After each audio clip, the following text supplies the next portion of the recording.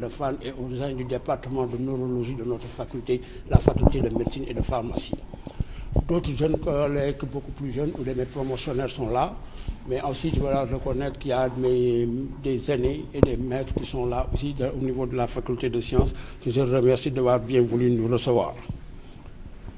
La neuroradiologie interventionnelle, en fait, a débuté depuis les années 1970. À l'époque, il y avait des pathologies au niveau du cerveau qui concernaient les vaisseaux et qu'on ne pouvait pas traiter par la neurologie, par la chirurgie. Et en ce moment-là, les radiologues, par des techniques d'exploration, pouvaient avoir un certain point, une action thérapeutique. Le concept a beaucoup évolué, surtout quand il y a eu les progrès techniques dans la mise au point de spirales en platine à détachement contrôlé. En fait, la neuroradiologie interventionnelle est devenue une spécialité indispensable qui peut être disponible dans tous les pays, mais il faut des moyens matériels et techniques assez importants. Il faut des équipes médicales et paramédicales entraînées et disponibles 24 heures sur 24. Actuellement, dans tous les pays du Nord et de l'Occident, plusieurs affections, surtout intéressant les vaisseaux au niveau du cerveau, sont traitées par la neuroradiologie interventionnelle et que dans ces cas-là, les gens n'ont plus à avoir des actes chirurgicaux dont on connaît les conséquences et éventuellement le pronostic. Les objectifs de cette présentation, c'est pour tout découvrir le déroulement d'une science, connaître les pathologies accessibles et devenir plus familier avec le matériel utilisé à traiter.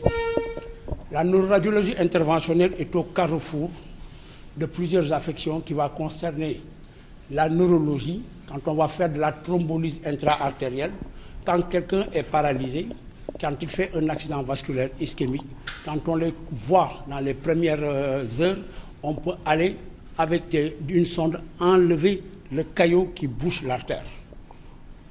Ou bien quand on a des fistules, c'est-à-dire une communication entre la boîte crânienne et l'intérieur du cerveau par des vaisseaux anormaux, on peut arriver à les boucher. Dans la chirurgie vasculaire, les sténoses des artères carotidiennes, qui jouent un rôle très important dans la survenue des accidents vasculaires cérébraux. Vous savez que on verra des images. Les carotides peuvent être sténosées et à un moment donné, ça va se boucher, ou bien à un moment donné, ça peut se détacher et donner des caillots qui peuvent aller boucher les artères au niveau du cerveau. En ORL, quand dans certains types de cancers, ou bien quand les gens saignent du nez de manière incoercible, on peut intervenir pour aller arrêter ce saignement. C'est surtout en neurochirurgie que ça a fait des progrès, surtout le traitement des anévrismes. Des anévrismes, on le verra, c'est des malformations et des anévrismes artério-veineuses, ou les fistules, qui sont des malformations vasculaires, et qu'actuellement, même parfois dans les tumeurs cérébrales, avant d'intervenir, on peut diminuer le flux de la vascularisation et permettre en ce moment-là un meilleur abord chirurgical, ce qui ne serait pas dommageable sur le plan de l'hémorragie.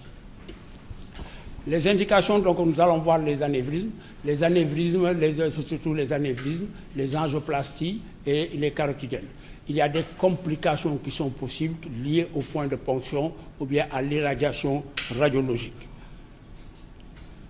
Les anévrismes, qu'est-ce que c'est?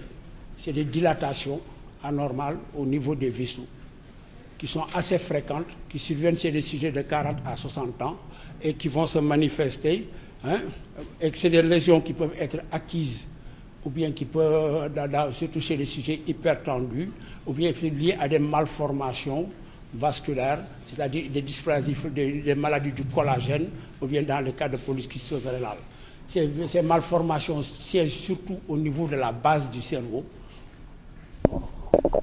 Siègent surtout au niveau, je prends les deux, donc ça va être compliqué. Siègent surtout au niveau de la base du cerveau, ce qu'on appelle le polygone de Willis. Vous voyez ici, il y a les deux artères carotides, les communicantes antérieures et les communicantes postérieures et l'artère et le tronc basilaire. Cet anévrisme va se manifester par une hémorragie sous-arachnoïdienne. C'est-à-dire qu'on va avoir du sang. Tout ce qui est blanc ici, c'est du sang au niveau du cerveau quand l'anévrisme se rompt. Et quand on fait une artériographie, on voit la malformation qui est là et qu'on peut voir à ce niveau. Il peut s'agir aussi uniquement d'une hémorragie sous-arachnoïdienne, c'est-à-dire qu'on peut avoir du sang dans les espaces méningés qui peuvent être liés à un traumatisme, à des dissections de l'artère, c'est-à-dire les parois de l'artère volante, ou bien on peut le voir aussi quand il y a quand les veines sont bouchées, ou bien que dans certaines maladies où on a une angiométrie ou le moya-moya. Le moya-moya, en fait, c'est des phénomènes de revascularisation des artères du cerveau, mais qui sont plus ou moins anormales. L'hémorragie, c'est beaucoup plus. Ça se manifeste par une céphalée intense. Un CG qui est là, qui est calme et autres. À un moment donné, c'est comme s'il y avait quelque chose qui explosait dans la tête. Il va avoir la nuque qui est raide, mais sans fièvre. Et ça, c'est la cause la plus fréquente de la rupture d'un anévrisme intracrânien. L'hémorragie, au fil du jour, peut diminuer. Donc, le scanner peut être normal, ou bien quand le saignement est minime, quand on va dire qu'il y a des épistaxis méningées, et en ce moment-là, seule la ponction lombaire peut ramener du sang. Et en ce moment, comme on le dit, il faudra pouvoir le discuter, comme le fait bien cet auteur. Et vous voyez, à chaque fois dans le sang, quand ça saigne, il y a ce qui est blanc, c'est de l'hyperdensité qu'on observe bien au niveau du scanner, qu'on peut observer aussi et quand il y a un traumatisme, mais dans le traumatisme, on voit bien qu'il s'accompagne aussi d'autres lésions associées. Ou bien à l'IRM, on va avoir cet hypersignal en T1, ou dans la séquence flair, qui permet de dire qu'en fait, il doit y avoir du sang dans cette zone. Quand on fait actuellement les appareils qu'on a, que ce soit l'IRM ou le scanner, on peut faire des examens qui sont moins traumatisants, qui vont montrer la malformation vasculaire ici au niveau de la communicante postérieure, c'est à l'âge scalaire. Mais quand on fait une artériographie, c'est-à-dire qu'on va monter une sonde à partir de l'artère fémorale et qu'on la ramène jusqu'au niveau de la carotide, on visualise la malformation qui est là au niveau de la communicante postérieure sur cette image. Cet anévrisme peut avoir des tailles différentes. Celle qu'on avait ici, vous voyez bien, a un bon collet, bien, alors que celle-là, cet anévrisme-là est beaucoup plus hétérogène et on ne voit pas le collet. Et ça, les chirurgiens ont beaucoup de difficultés pour les opérer. Et cette même image peut se voir au niveau de l'angio-IRM qu'on voit ici. Et à l'artériographie, on voit que les images sont beaucoup plus précises et sont beaucoup plus fines.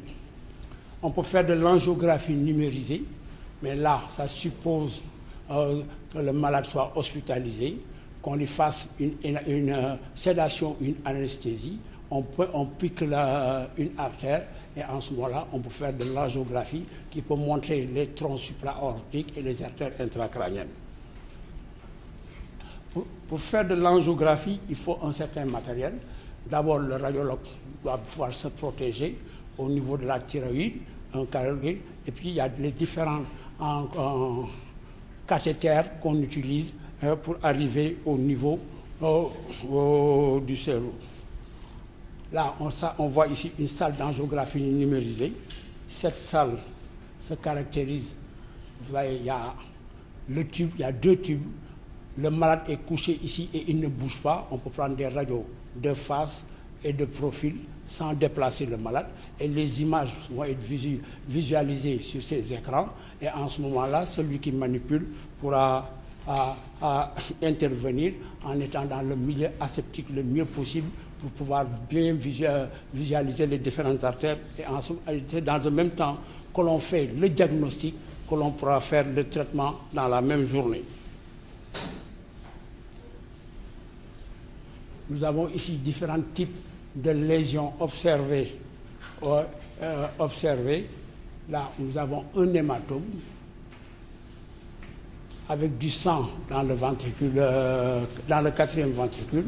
Et là, nous avons ici au niveau du tronc basilaire, nous avons ici un autre hématome qui peut être lié à la rupture d'une malformation.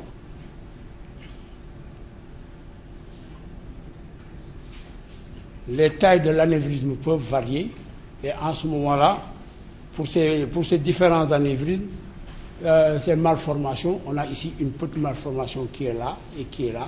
Et en ce moment-là, c'est ce coil qu'on mettait à l'intérieur de l'artère pour pouvoir boucher cette malformation et qu'il n'y ait plus de communication avec la circulation sang générale. Et en ce moment-là, ce qu'on appelle exclure l'anévrisme. Et là, après l'intervention, comme c'est un produit radio-opaque, on le voit ici à ce niveau-là. Les différents types de sondes pour arriver, ça dépend des individus. On peut avoir des sondes courbes, des sondes en S, des sondes droites. Et ça, ce sont les guides. Et après, on introduit ces stents qui vont arriver au niveau du... Et ça, sur les différents produits, matières utilisées. Il y a des coils qui peuvent être en cadre en fonction de la taille de la malformation, qui peuvent être en rouleau, qui peuvent être spiralés, et qu'on place dans la sonde et arriver au niveau de la malformation, on l'injecte là-dedans pour pouvoir, en ce moment-là, ça va être, il y a une zone de détachement de la sonde ici, et le produit-là va aller au sein de la malformation. Schématiquement, voilà comment ça se fait. Là, vous avez la paroi du vaisseau qui va communiquer avec la malformation. On amène la sonde jusqu'à l'intérieur et on injecte ce produit qui va être un coil qui va remplir le sac anévrismal, qui va remplir le sac anévrismal et empêcher que ça puisse saigner et qu'il y ait encore une continuité, que le sang entre dans cette zone. Et c'est le même principe qui se voit ici, à chaque fois qu'on a une malformation. Mais ces coils posent des problèmes parce qu'on ne connaît pas leur avenir. En un moment donné, il peut y avoir des accidents. Et là, on voit bien que cet anévrisme-là, quand on a placé le coil, l'anévrisme a été exclu et a disparu. Ça, c'est les différents types de produits que l'on intègre. Avec les coils, maintenant, il y a des produits qui sont beaucoup plus dispersibles. Une fois, avec le temps, ces produits ont tendance à aller au fond du collet et il peut y avoir une récidive de la malformation. Mais des progrès ont été faits encore avec de nouveaux produits, avec des ballons gonflables qui vont permettre qu'on amène, avec ce ballon gonflable, on l'introduit jusque-là, au niveau de la malformation. C'est en ce moment-là qu'on introduit le produit pour combler cette zone-là et qu'en fin de compte, dans certains cas, comme on le voit ici, quand on reconstruit la malformation qui est assez volumineuse, et parfois on peut faire des techniques de remodelage, la sonde arrive ici, on injecte le produit, on injecte pour pouvoir exclure complètement la malformation. Non, je crois que... Et quand on fait le contrôle, on voit l'image qui est là. Dans les grosses malformations qui n'étaient pas accessibles sur le plan chirurgical, on arrive beaucoup plus à les isoler et à les exclure. Sur le plan clinique, on voit bien que la malformation a plus ou moins disparu quand on a mis le coil qui est à ce niveau-là.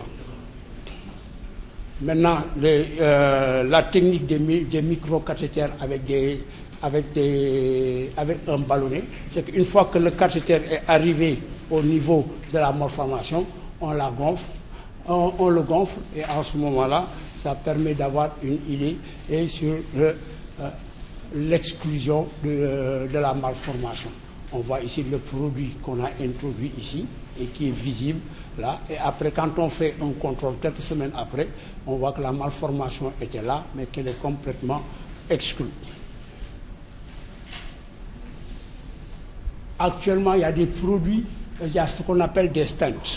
Ces stents qui vont être des substances qui font qu'à chaque fois qu'on introduit qui sont comme des sortes de grillages qui permettent de ne pas d'envoyer des petits caillots en amont et qui protègent la circulation cérébrale en général. Et que ces stents, une fois qu'on enlève leur enveloppe, ont tendance à se coller à la paroi de l'artère et à filtrer les différents caillots. Bon. Sur le plan chirurgical, voilà, on utilisait ce qu'on appelle des clips. C'est-à-dire qu'il y a une sorte de pince qu'on met à la base de la malformation. Mais ce clip-là est un produit en fer qui restera toujours dans la tête et qui va empêcher même ultérieurement de faire des IRM. Alors quand on remplit le sac anévrismal, on n'a que l'intervention comme l'angiographie, alors que là, il faut intervenir, ouvrir le cerveau, faire des dissections et arriver au niveau de la malformation et placer un clip. Est-ce que le traitement endovasculaire donne des bénéfices de plus que le clip? Bon, des études avaient été faites pour évaluer. Donc, dans un cas, ils ont utilisé 1070 clips neurochirurgicales et 1073 clips par voie endovasculaire. Et on s'est rendu compte que, bon, au bout d'un an, le traitement endovasculaire, il y a 23,7% de patients qui sont morts ou sont dépendants, alors que pour le traitement chirurgical, ils étaient à 30,8%. Mais le ressaignement était possible avec le traitement endovasculaire et il n'y avait plus eu de ressaignement avec le traitement chirurgical. Mais actuellement, même ces données ont changé dans la mesure où les nouveaux produits que l'on utilise entraînent moins de ressaignement. Donc les avantages du traitement endovasculaire, on n'ouvre pas le crâne, il n'y a pas de cicatrice, il n'y a pas de traumatisme pour le parenchyme et le risque infectieux est faible. Mais l'inconvénient, il y a des risques d'extension, il faut une anticoagulation, le coût, et puis quel est le devenir à long terme. Bon, la chirurgie, bon, on peut contrôler le sac, le geste est évacué, associé parfois, s'il y a un hématome, on l'évacue, c'est un traitement beaucoup plus définitif. Mais quand même, il faut ouvrir le cerveau, faire des dissections et les complications post-opératoires sont beaucoup plus élevées. Est-ce qu'il y a des complications à ce traitement endovasculaire? Dans ce traitement endovasculaire, ce qu'on peut observer, dans le traitement chirurgical, il y a beaucoup plus de complications. On peut même boucher une artère et le traitement chirurgical est beaucoup plus traumatisant.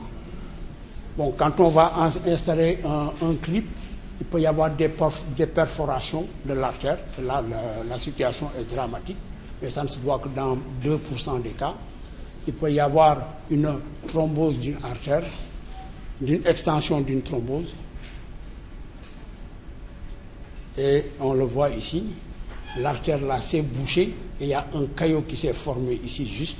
Bon, quand on a enlevé le caillot, et on voit que la circulation a repris dans cette zone-là, bon, c'est une complication qui est à peu près estimée à 5%. L'autre complication, c'est la reperméation. On avait une malformation et puis qui va récidiver quand on va l'opérer. Et qui va nécessiter une nouvelle embolisation. Ça, ce sont les nouveaux types de kits que l'on utilise, qui sont des produits plus ou moins liquides arrivés ici, qu'on l'injecte. Et en ce moment-là, ça tire un peu sur la paroi artérielle. Et ce sont ces nouveaux produits ce sont comme des stents qui, une fois que le sac est enlevé, ça donne ces substances qui vont aller couvrir spontanément le sac anévrismal et boucher et le coller, donc qui améliore beaucoup plus le pronostic. Ce sont ces mêmes produits que l'on voit ici. En ce moment-là, l'anévrisme avait cette taille-là, ça diminue progressivement, hein, et en ce moment-là, le risque hémorragique a disparu pratiquement. Dans les anomalies artério-veineuses, ces anomalies artério-veineuses, c'est une communication entre une artère et une veine. Bon, ça se touche beaucoup plus des sujets un peu plus jeunes ou plus âgés. Et ça, on le voit ici. Il y a une anomalie au niveau des artères et des veines qui communiquent. Ça donne ces masses plus ou moins thyromorales et dont le pronostic dépend de la taille et du siège. Sur le plan clinique, ça donne de l'hémorragie 2 à 4%. Ça donne des convulsions, des maux de tête, ou parfois on peut avoir des déficits neurologiques liés à une distribution du débit sanguin au niveau du cerveau. Au scanner, on va avoir une hémorragie. À l'ERM, on va mieux déterminer le drainage veineux et les autres malformations associées, parce qu'il faut aussi associer des anévrismes. Et en plus, l'artériographie. Là, on voit ici des malformations artério-veineuses à l'angiographie et à l'IRM. Et en plus, on voit qu'il y a des micro-anévrismes qui sont là. Et ce sont ces micro-anévrismes qui font le danger de ces anévrismes artério-veineux qui risquent de saigner. Donc, on a des produits qui sont comme des cols biologiques qu'on va injecter au niveau de la malformation. Ces cols biologiques ne collent pas à la sonde, mais vont assez boucher. D'abord, cela, on l'injecte sur le versant artériel, et en fait, après, le versant veineux va se coller. Et après, le contrôle, quand on voit cette malformation, après injection de la colle, a plus ou moins disparu.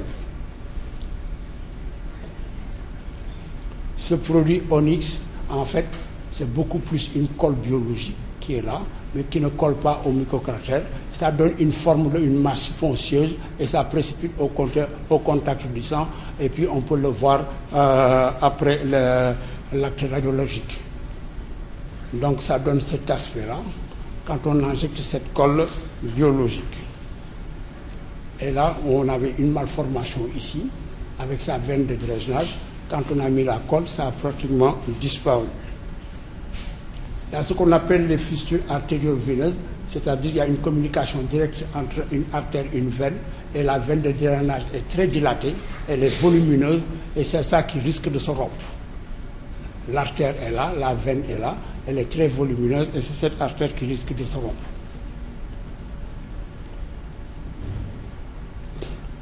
Bon, là, on peut le voir par voie artérielle ou par voie veineuse, et ce sont ces produits qui sont des sortes de cols biologiques qu'on injecte pour pouvoir l'arrêter. Les autres indications, en ORL, quand il y a un épistaxis abondant, en ce moment-là, on envoie la sonde jusqu'au niveau de la carotide, des branches de la carotide externe pour le boucher. Et là, on injecte des coils à fil qui peuvent obstruer les différentes artères. Quand on a des anomalies au niveau des carotides, là, on a une obstruction de la carotide, on ne la voit plus. Là, on met un stent pour essayer de remettre la circulation en cours. Quand on a des tumeurs, par exemple, ici, on a un volumineux méningiome qui est alimenté par des branches de la carotide externe. Avant de l'opérer, on peut emboliser les différents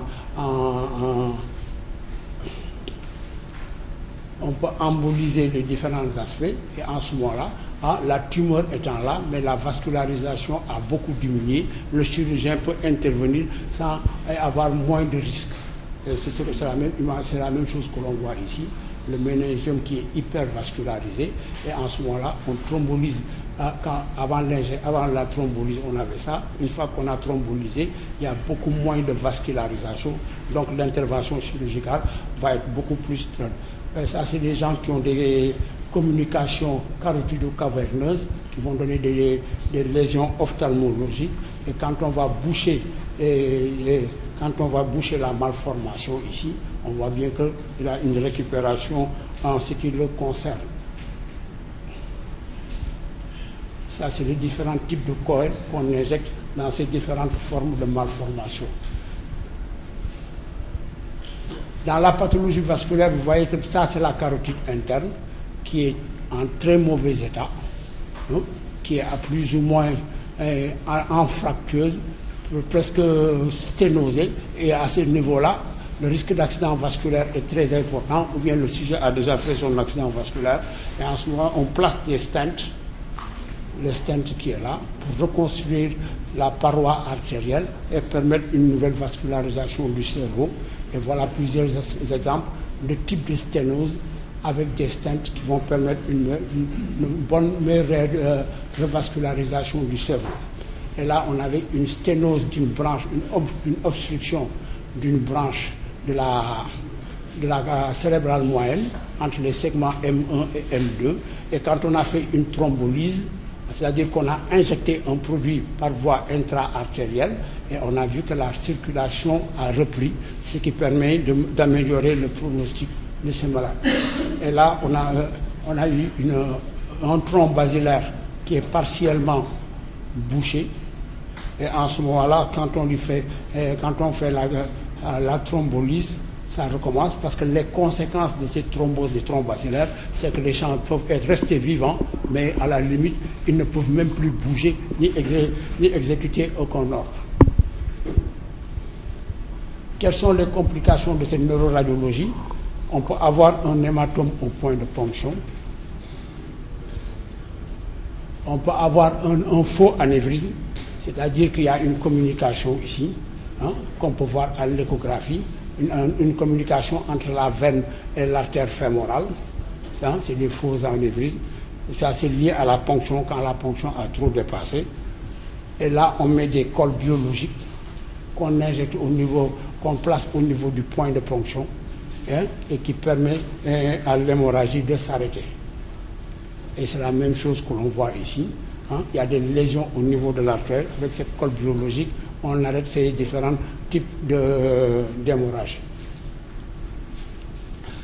Bon, la pratique de la neuroradiologie, ça veut dire qu'on reste longtemps sous les rayons. On peut avoir des alopécies. Bon, on va parler des coûts. Parce que c'est un examen quand on veut faire une embolisation d'une malformation. Le microcathéter coûte environ 300 €. Le microguide 250 €, le cathéter 133 € et le tube de colle biologique environ 150 €. Quand on fait le total, on n'est pas encore à 600 €. Quand on veut faire l'embolisation d'un anévrisme, ça coûte beaucoup plus cher parce que l'aspire coûte presque 650 €, le microcathéter 630 €. Le ballon, s'il faut maintenant utiliser des ballons, ça coûte 930 € et on se rend compte, on se retrouve déjà à presque 1500, 1600 €. Quand on veut faire une angioplastie, un stent coûte environ 1100 €, le guide Q165. S'il y a un système de pénétration cérébrale, c'est ça qui coûte beaucoup plus cher, alors que le ballonnet de dilatation revient à 200 € environ. Quand on fait une embolisation pour diminuer une tumeur, c'est moins cher, environ 250 €. Quand on veut faire une fibrinolyse, c'est pas le challenge dans nos pays, le cathéter et les guides, on en a à peu près pour 300 €, mais 300 000 unités d'urokinase coûtent 300 € et que dans le traitement, on peut aller de 600 000 francs à 1 million pour un traitement pour un malade. En conclusion, donc, je dirais que la neurologie interventionnelle est une technique en perpétuelle évolution. Et en première intention pour les anévrismes cérébraux, il faut une collaboration avec les neuroradiologues, les neurochirurgiens et les neurologues. Encore une anecdote, il y a 2 jours à l'hôpital de Fann, avec le nouvel appareil de coronarographie, une femme avait des métrorragies après un accouchement. Les gens l'ont traité par embolisation, par la neuroradiologie interventionnelle, par la radiologie interventionnelle en général. Et là, je dois encore remercier l'équipe de nos collaborateurs de Paris, le professeur Chiraz de l'hôpital de la Salpêtrière, le professeur Médère de Sainte-Anne, chez qui j'ai eu la possibilité de pratiquer cette neuroradiologie interventionnelle. Je vous remercie. De l'hôpital de Fann et au sein du département de neurologie de notre faculté, la faculté de médecine et de pharmacie. D'autres jeunes collègues, beaucoup plus jeunes, ou mes promotionnaires sont là. Mais aussi, je dois reconnaître qu'il y a des aînés et des maîtres qui sont là aussi au niveau de la faculté de sciences, que je remercie d'avoir bien voulu nous recevoir. La neuroradiologie interventionnelle, en fait, a débuté depuis les années 1970. À l'époque, il y avait des pathologies au niveau du cerveau qui concernaient les vaisseaux et qu'on ne pouvait pas traiter par la neurologie, par la chirurgie. Et en ce moment-là, les radiologues, par des techniques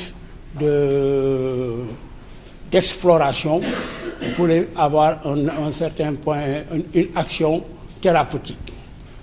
Le concept a beaucoup évolué, surtout quand il y a eu les progrès techniques dans la mise au point de spirale en platine à détachement contrôlé. En fait, la neuroradiologie interventionnelle est devenue une spécialité indispensable qui peut être disponible dans tous les pays. Mais il faut des moyens matériels et techniques assez importants. Il faut des équipes médicales et paramédicales entraînées et disponibles 24 heures sur 24. Actuellement, dans tous les pays du Nord et de l'Occident, plusieurs affections, surtout intéressant les vaisseaux au niveau du cerveau, sont traitées par la neuroradiologie interventionnelle et que dans ces cas-là, les gens n'ont plus à avoir des actes chirurgicaux dont on connaît les conséquences et éventuellement le pronostic. Les objectifs de cette présentation, c'est pour tout découvrir le déroulement d'une science, connaître les pathologies accessibles et devenir plus familier avec le matériel utilisé à traiter. La neuroradiologie interventionnelle est au carrefour de plusieurs affections qui vont concerner la neurologie, quand on va faire de la thrombolyse intra-artérielle, quand quelqu'un est paralysé, quand il fait un accident vasculaire ischémique, quand on les voit dans les premières heures, on peut aller avec une sonde enlever le caillot qui bouche l'artère. Ou bien quand on a des fistules, c'est-à-dire une communication entre la boîte crânienne et l'intérieur du cerveau par des vaisseaux anormaux, on peut arriver à les boucher. Dans la chirurgie vasculaire, les sténoses des artères carotidiennes, qui jouent un rôle très important dans la survenue des accidents vasculaires cérébraux. Vous savez que on verra des images. Les carotides peuvent être sténosées et à un moment donné, ça va se boucher, ou bien à un moment donné, ça peut se détacher et donner des caillots qui peuvent aller boucher les artères au niveau du cerveau. En ORL, quand dans certains types de cancers, ou bien quand les gens saignent du nez de manière incoercible, on peut intervenir pour aller arrêter ce saignement. C'est surtout en neurochirurgie que ça a fait des progrès, surtout le traitement des anévrismes. Des anévrismes, on le verra, c'est des anévrismes artério-veineuses, ou les fistules, qui sont des malformations vasculaires, et qu'actuellement, même parfois dans les tumeurs cérébrales, avant d'intervenir, on peut diminuer le flux de la vascularisation et permettre en ce moment-là un meilleur abord chirurgical, ce qui ne serait pas dommageable sur le plan de l'hémorragie. Les indications, donc nous allons voir les anévrismes, surtout les anévrismes, les angioplasties et les carotidiennes. Il y a des complications qui sont possibles liées au point de ponction ou bien à l'irradiation radiologique. Les anévrismes, qu'est-ce que c'est? C'est des dilatations anormales au niveau des vaisseaux qui sont assez fréquentes, qui surviennent chez des sujets de 40 à 60 ans et qui vont se manifester. Et que c'est des lésions qui peuvent être acquises ou bien qui peuvent, surtout chez les sujets hypertendus, ou bien liées à des malformations vasculaires, c'est-à-dire des dysplasies, des maladies du collagène, ou bien dans le cas de polycystose rénale. Ces malformations siègent surtout au niveau de la base du cerveau. Siègent surtout au niveau, je prends les deux, donc ça va être compliqué.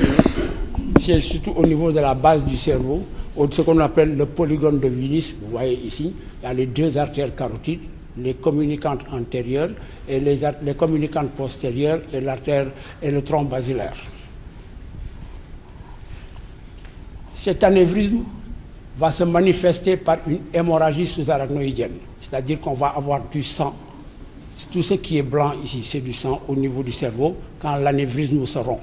Et quand on fait une artériographie, on voit la malformation qui est là et qu'on peut voir à ce niveau. Il peut s'agir aussi uniquement d'une hémorragie sous-arachnoïdienne, c'est-à-dire qu'on peut avoir du sang dans les espaces méningés qui peuvent être liés à un traumatisme, à des dissections de l'artère, c'est-à-dire les parois de l'artère mollale, ou bien on peut le voir aussi quand il y a quand les veines sont bouchées, ou bien que dans certaines maladies où on a une angiométrie ou le moya-moya. Le moya-moya, en fait, c'est des phénomènes de revascularisation des artères du cerveau, mais qui sont plus ou moins anormales. L'hémorragie, c'est beaucoup plus. Ça se manifeste par une céphalée intense. Un CG qui est là, qui est calme et autres. À un moment donné, c'est comme s'il y avait quelque chose qui explosait dans la tête. Il va avoir la nuque qui est raide, mais sans fièvre. Et ça, c'est la cause la plus fréquente de la rupture d'un anévrisme intracrânien. L'hémorragie, au fil du jour, peut diminuer. Donc, le scanner peut être normal, ou bien quand le saignement est minime, quand on va dire qu'il y a des épistaxis méningés, et en ce moment-là, seule la ponction lombaire peut ramener du sang. Et en ce moment, comme on le dit, il faudra pouvoir le discuter, comme le fait bien cet auteur. Et vous voyez, à chaque fois dans le sang, quand ça saigne, il y a ce qui est blanc, c'est de l'hyperdensité qu'on observe bien au niveau du scanner, qu'on peut observer aussi et quand il y a un traumatisme, mais dans le traumatisme, on voit bien qu'il s'accompagne aussi d'autres lésions associées.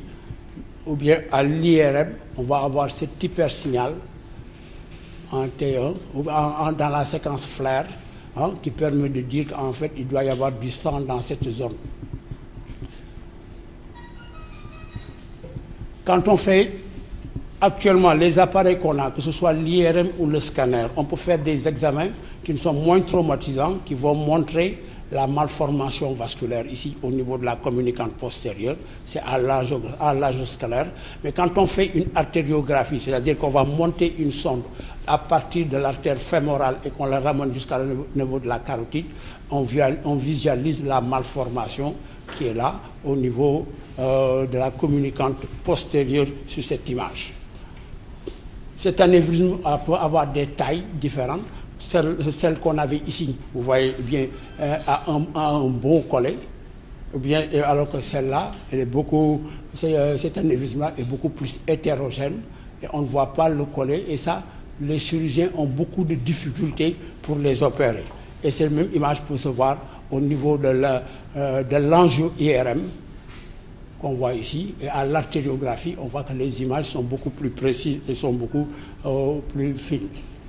On peut faire de l'angiographie numérisée, mais là, ça suppose que le malade soit hospitalisé, qu'on lui fasse une sédation, une anesthésie. On pique une artère et en ce moment-là, on peut faire de l'angiographie qui peut montrer les troncs supra-aortiques et les artères intracrâniennes. Pour faire de l'angiographie, il faut un certain matériel. D'abord, le radiologue doit pouvoir se protéger au niveau de la thyroïde, un cardiologue, et puis il y a les différents cathéters qu'on utilise pour arriver au niveau du cerveau. Là, on voit ici une salle d'angiographie numérisée. Cette salle se caractérise, vous voyez, il y a le tube, il y a deux tubes. Le malade est couché ici et il ne bouge pas. On peut prendre des radios de face et de profil sans déplacer le malade. Et les images vont être visualisées sur ces écrans. Et en ce moment-là, celui qui manipule pourra intervenir en étant dans le milieu aseptique le mieux possible pour pouvoir bien visualiser les différentes artères. Et c'est dans le même temps que l'on fait le diagnostic, que l'on pourra faire le traitement dans la même journée. Nous avons ici différents types de lésions observées. Là, nous avons un hématome avec du sang dans le ventricule, dans le quatrième ventricule. Et là, nous avons ici au niveau du tronc basilaire, nous avons ici un autre hématome qui peut être lié à la rupture d'une malformation.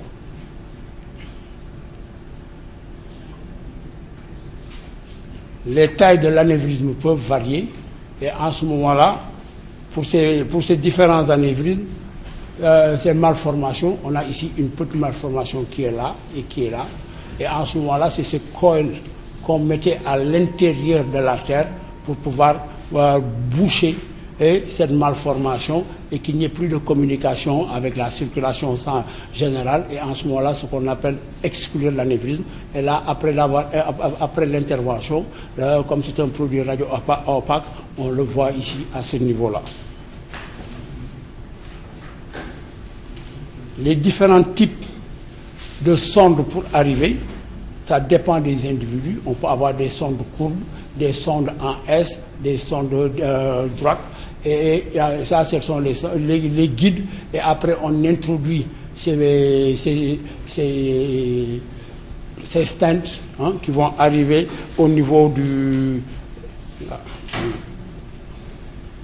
Et ça, ce sont les différents produits, matières utilisées. Il y a des coils qui peuvent être en cadre en fonction de la taille de la malformation, qui peuvent être en rouleau, qui peuvent être spiralés, et qu'on place dans la sonde et arriver au niveau de la malformation, on l'injecte là-dedans pour pouvoir, en ce moment-là, ça va être, il y a une zone de détachement de la sonde ici, et le produit-là va aller au sein de la malformation. Schématiquement, voilà comment ça se fait. Là, vous avez la paroi du vaisseau qui va communiquer avec la malformation. On amène la sonde jusqu'à l'intérieur et on injecte ce produit qui va être un coil qui va remplir le sac anévrismal, qui va remplir le sac anévrismal et empêcher que ça puisse saigner et qu'il y ait encore une continuité, que le sang entre dans cette zone. Et c'est le même principe qui se voit ici, à chaque fois qu'on a une malformation, mais ces coils posent des problèmes parce qu'on ne connaît pas leur avenir. À un moment donné, il peut y avoir des accidents, et là, on voit bien que cet anévrisme-là, quand on a placé le coil, l'anévrisme a été exclu et a disparu. Ça, c'est les différents types de produits que l'on intègre. Avec les coils, maintenant, il y a des produits qui sont beaucoup plus dispersibles. Une fois, avec le temps, ces produits ont tendance à aller au fond du collet et il peut y avoir une récidive de la malformation. Mais des progrès ont été faits encore avec de nouveaux produits, avec des ballons gonflables qui vont permettre qu'on amène, avec ce ballon gonflable, on l'introduit jusque-là, au niveau de la malformation. C'est en ce moment-là qu'on introduit le produit pour combler cette zone-là et qu'en fin de compte, dans certains cas, comme on le voit ici, quand on reconstruit la malformation qui est assez volumineuse, et parfois on peut faire des techniques de remodelage, la sonde arrive ici, on injecte le produit, on injecte pour pouvoir exclure complètement la malformation. Non, je crois que... Et quand on fait le contrôle, on voit l'image qui est là. Dans les grosses malformations qui n'étaient pas accessibles sur le plan chirurgical, on arrive beaucoup plus à les isoler et à les exclure. Sur le plan clinique, on voit bien que la malformation a plus ou moins disparu quand on a mis le coil, que c'est à ce niveau-là. Maintenant, la technique des microcathéters avec un ballonnet, c'est qu'une fois que le cathéter est arrivé au niveau de la malformation, on la gonfle, on le gonfle, et en ce moment-là, ça permet d'avoir une idée sur l'exclusion de la malformation. On voit ici le produit qu'on a introduit ici et qui est visible là. Et après, quand on fait un contrôle quelques semaines après, on voit que la malformation était là, mais qu'elle est complètement exclue. Actuellement, il y a des produits, il y a ce qu'on appelle des stents. Ces stents qui vont être des substances qui font qu'à chaque fois qu'on introduit qui sont comme des sortes de grillages qui permettent de ne pas faire d'envoyer des petits caillots en amont et qui protègent et qui protège la circulation cérébrale en général. Et que ces stents, une fois qu'on enlève leur enveloppe, ont tendance à se coller à la paroi de l'artère et à filtrer les différents caillots. Bon. Sur le plan chirurgical, voilà, on utilisait ce qu'on appelle des clips. C'est-à-dire qu'il y a une sorte de pince qu'on met à la base de la malformation. Mais ce clip-là est un produit en fer qui restera toujours dans la tête et qui va empêcher même ultérieurement de faire des IRM.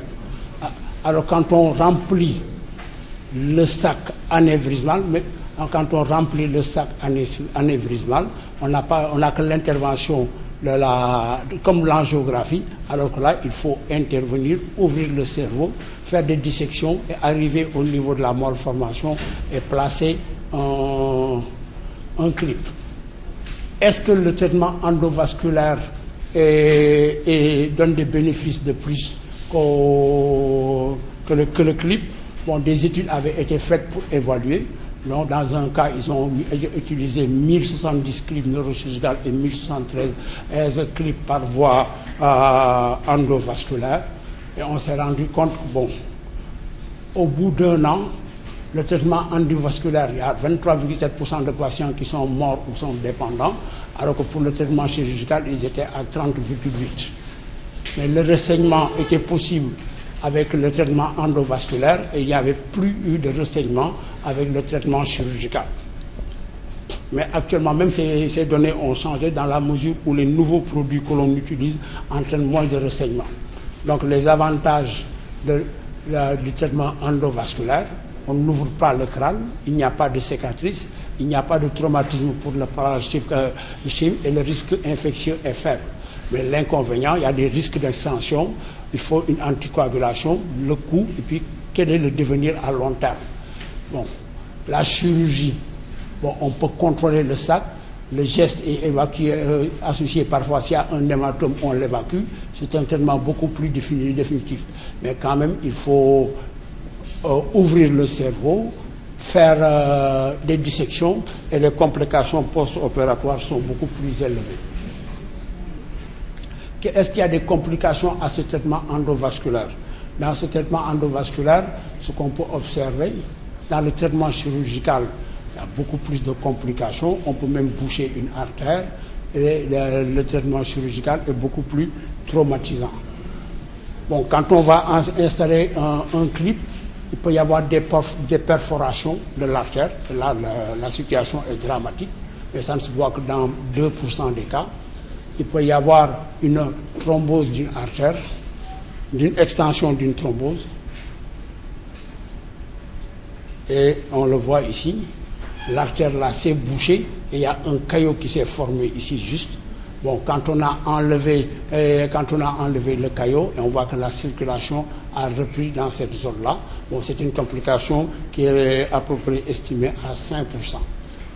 L'autre, qui n'est qu'un domaine assez particulier et réduit. Mais en ce qui concerne le traitement endovasculaire des anévrismes, voilà le rapport qualité-prix et le coût. Quelqu'un qui a un anévrisme, qu'on opère, on lui ouvre la tête, on lui place un clip, il est hospitalisé au moins en réanimation de neurochirurgie pendant 8 jours, avec tous les risques que ça comporte en post-opératoire, d'infection ou autre. Donc son pronostic vital pose beaucoup plus de problèmes. Alors que là, c'est le même jour, il a mal à la tête, on lui fait l'artériographie sur le champ, on voit la malformation, on le traite le même jour. Il est hospitalisé maximum 72 heures, théoriquement, il peut rentrer chez lui. Et il n'est pas paralysé, s'il n'était pas paralysé avant. C'est ça le coût. Maintenant, comment l'évaluer et le dire à un économiste, voilà celui-là ce qu'il coûte, et en ce moment-là, si on le laisse paralyser et qu'on l'opère, combien ça va coûter? C'est ça la difficulté. Des statistiques, on en dispose. Bon, le grand biais, c'est que le problème, c'est les statistiques hospitalières qui, en fait, ne couvrent pas la réalité des faits. Parce que ceux qui arrivent à l'hôpital, ce que je dis toujours, ce sont les privilégiés du lot. Parce que, d'autant plus que, comme je le disais souvent, nous n'avons que 65 lits de neurologie pour tout le Sénégal et les environs. Ce qui suppose que celui qui arrive à la porte de l'hôpital est déjà un privilégié. Arriver à la porte de l'hôpital, ça ne veut pas dire être en neurologie. Déjà, encore, c'est un autre parcours du combattant. Bon, mais au moins que ceux qui arrivent, qu'on puisse les prendre en charge. Mais ça pose aussi le problème d'une organisation globale des urgences, du système de santé pré-hospitalière, de comment référer les gens, qui référer, quand le référer. C'est tout un système qu'il faut réorganiser. Ça, c'est toute une prise en charge de politique générale. Et qu'en fin de compte, quand on investit, actuellement, bon, le coronarographe a commencé à marcher à Fann. Bon, c'est un don. Actuellement, les gens peuvent le faire. Ils commencent à collaborer avec des radiologues parce qu'il y a des jeunes radiologues qui ont été en Europe et qui font de la radio, qui veulent faire de la neuroradiologie interventionnelle, de la radiologie interventionnelle et qui ont été formés pour. Mais quand on regarde les sondes et autres, il faut qu'il y ait au moins l'amortissement de ces prix. Le pronostic ne peut être amélioré que pour ça. La prise en charge d'un accident vasculaire, comme l'a dit Pierre, c'est au maximum 4 heures, 6 heures. Maximum. Sinon, les lésions sont tellement évoluées que même si on veut les thromboliser, on va les aggraver. Et qui vont être paralysés pendant longtemps. Comment faire pour que les gens reconnaissent les premiers signes? Ils sont bien pris en charge et sont bien orientés. Parce que parfois, les gens ne sont pas bien orientés. Encore, comme on l'avait dit, il y a des études qui ont été faites même à l'intérieur de l'hôpital où il y a des signes précurseurs. Pour nous, bon, une vieille personne qui a des difficultés à parler pendant un moment, dont toute la famille rit. C'est ça le problème. C'est ça la conception. Et comme je vous ai montré les images au niveau des carotides, quand on les opère, on fait de la prévention aussi. Donc c'est tout un ensemble de systèmes qu'il faudrait mettre en place pour pouvoir résoudre ces différents problèmes. Bon, en ce qui concerne maintenant les embolisations, en fait, dans ce que l'on fait, nous, il n'y a pas de chaleur. Les produits que nous injectons ne produisent pas de la chaleur et ce n'est pas la même colle que les orthopédistes. En ce moment-là, le risque ne se suit pas. Encore, les embolisations, on le fait dans le cadre où il y a des hémorragies. Les thrombolises, c'est dans le cas où il y a une obstruction d'une artère. C'est la même chose qui se fait pour le cœur quand quelqu'un a un infarctus. C'est la même chose. Il n'y a pas de différence, c'est le même produit que l'on utilise. Bon. Pour le cœur, le délai est plus long. Pour le cerveau, c'est réduit. Et comme nous dit, le cerveau, c'est le temps. Plus on les voit précocement, quand ils sont traités précocement, en ce moment, l'installation, parce que quand ça se bouche, il y a une zone, ce qu'on appelle la zone de pénombre, qu'on peut récupérer, parce que tout n'est pas mort. Les cellules sont un peu figées, et quand on les revascularise et qu'on leur permet encore d'avoir de l'oxygène et du glucose, bon, la récupération se fera, il va bégayer pendant un certain temps, bon, est un peu difficile de la main, mais au moins il reprend ses activités plus vite que quand on est jeune à 40 ans, être paralysé d'un côté ou avec toute la charge sociale que cela comporte. Et c'est à ce moment-là que ça survient de plus en plus. Mais encore, ce n'est pas la seule source de règles parce qu'il faut le faire beaucoup plus avant, c'est de la prévention. C'est la prévention de l'hypertension, comment on mange, et quelle est la qualité de notre alimentation. C'est ça le grand problème. Le Sénégalais mange trop salé. Même nos jeunes filles, nos enfants, on a changé leur goût. Tout ça, il y a des agressions qui se font du jour au lendemain et qui se font depuis 30, 40 ans. Comment l'inverser? L'activité physique chez les personnes âgées, chez les femmes. Il y a une génération qui doit être sacrifiée. Les projets que l'on doit faire, ça doit se faire pour les 25 prochaines années et s'adresser aux enfants beaucoup plus jeunes.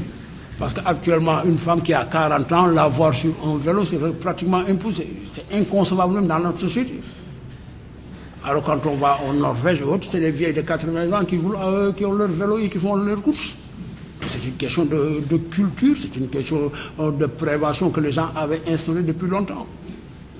Mais tout cela, maintenant, ça, ce n'est pas uniquement le rôle du médecin. Il y a les anthropologues, les politiciens. C'est une question d'orientation. Quelle société nous voulons pour nos populations dans les 25 à 50 ans à venir? Donc la médecine est au tout. Pour le moment, il y a des gens qui font il y a des progrès. Des jeunes sont formés pour faire de la radiologie interventionnelle. Les équipements, bon, un seul centre ne suffit pas. Il faudrait